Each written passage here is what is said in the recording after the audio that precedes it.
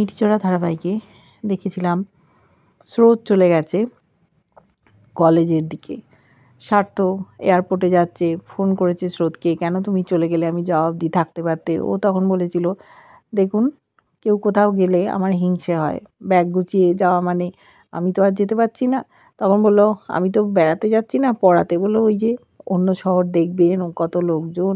তখন বললো, তোমায় একটা কথা বলি, তুমি পরীক্ষাটা দিয়ে এখানে চলে এসো। বলছে, কেন? বললো, এখন থেকে আমি বুঝতে পারছি আপনি আমাকে মিস করছেন। বলছে, আমি সত্যি কথা বলছি স্রোত, তোমাকে খুব মিস করব, মনটাও হয়তো ভালো নেই।